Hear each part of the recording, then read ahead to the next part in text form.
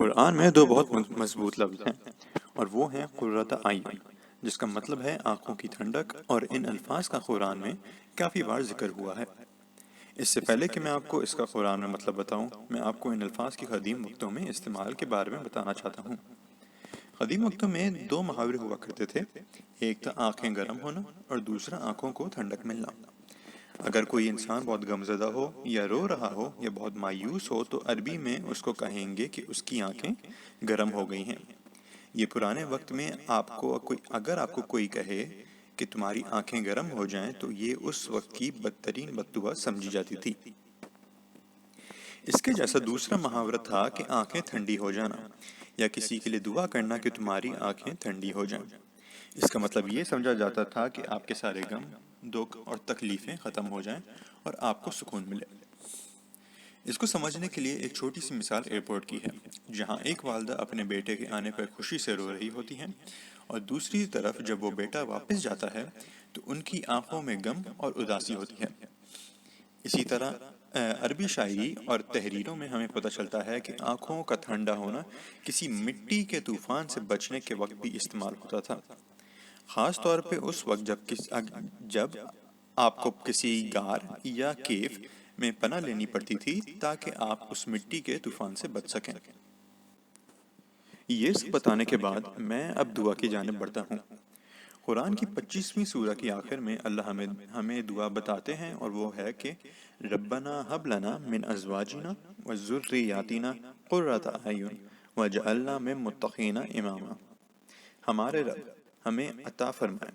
یہاں پہ حب لنا کا مطلب یہ بھی ہے کہ اے اللہ ہمیں خاص طور پہ یہ تحفہ دیں یا ہمارے اوپر یہ خاص احسان فرمائیں، اور ہماری زوجہ اور ہماری آنے والی اولاد اور نسلیں ہمارے لیے آنکھوں کی ٹھنڈک بنیں، یعنی کہ ہمارے زوجہ اور اولاد سے ہمیں آنکھوں کی ٹھنڈک ملے۔ یہ ایک اہم دعا اس لیے بھی ہے کہ آج کل کے دور میں ہمارے گھر، فیملی اور خاندان بہت مشکل وقتوں سے گزر رہی ہے۔ میں نے پہلے طوفان کی بات کی تھی، اور اب مسئلہ یہ ہے کہ طوفان گھر کے باہر نہیں بلکہ گھر کے اندر ہے۔ افسوس کی بات یہ ہے کہ ہمارے گھر ٹوٹ رہے ہیں، ہمارے رشتے اور تعلقات برباد ہو رہے ہیں، والدین اور بچوں کے بیچ کا رشتہ، میاں بیوی کا رشتہ، ہر روز گھر میں جھگڑے، بحث اور لڑائی کہ لوگوں کو اب سکون گھر سے باہر نکل کے ہی ملتا ہے۔ اور اللہ کی شان دیکھیں کہ وہ ہمیں سکھاتے ہیں کہ ہمارے گھر ہمارے لیے اور ہمارے رشتوں کے لیے سکون کا مرکز ہونے چاہیے۔ جیسے کہ گھر سے باہر طوفان چل رہا ہے، اور اس طوفان اور ان پریشانیوں سے نجات آپ کا گھر ہونا چاہیے۔ آپ کا سکون آپ کی بیوی، شوہر یا اپنے بچوں سے ہونا چاہیے، اور آپ ان کو دیکھیں اور آپ کے اندر ایک سکون آ جائے اور آپ کی ساری پریشانیاں دور ہو جائیں۔ مگر اکثر لوگوں کی پریشانیاں ان کو بیوی، شوہر یا بچے دیکھ کے ہی شروع ہو جاتی ہیں۔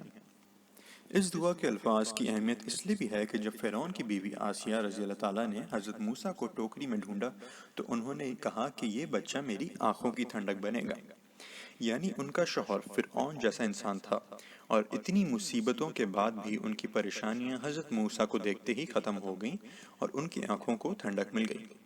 اسی طرح قرۃ اعین ایک ماں اور بیٹے کے بیچ میں محبت بھی شو کرتا ہے، اور ہم سب کو پتہ ہے کہ جو محبت ماں اور اس کی اولاد کے بیچ میں ہوتی ہے وہ اس جیسی محبت اور کوئی نہیں۔ اس لیے جب حضرت موسیٰ کو دودھ پلانے کے لیے ان کی ماں کو محل واپس بلایا گیا تو اللہ فرماتے ہیں کہ ہم نے یہ اس لیے کیا تاکہ ان کی آنکھوں کو ان کی ٹھنڈک واپس مل جائے۔ آگے بڑھتے ہوئے اس دعا کے آخری حصے میں فرمایا جاتا ہے کہ ہمیں متقین اور پرہیزگار لوگوں کا رہنما بنا، اور اس سے ہمیں پتہ چلتا ہے کہ ہمارے اپنے سارے رشتوں میں ایک بہت اہم کردار ہے کہ ہمیں خود بھی اپنے اعمال اچھے رکھنے ہوں گے تاکہ آگے والی نسلیں بھی آپ کو دیکھ کے متقین اور پرہیزگار بنیں۔ اگر ہمارے خود کے اعمال صحیح نہیں ہوں گے تو ہم کبھی متقین اور پرہیزگار نسلوں کے رہنما بھی نہیں بن پائیں گے۔ اسی وجہ سے جب ہم یوم حشر اٹھائے جائیں گے تو ہمیں فخر ہوگا کہ ہم ایک پرہیزگار اور صالح نسل کے امام اور رہنما ہیں، اور میں دعا کرتا ہوں کہ ہم سب کو اللہ ایسی نسل عطا فرمائے جو آخرت میں ہمارا رتبہ بھی بڑھائے اور ہمارا حساب بھی آسان بنائے۔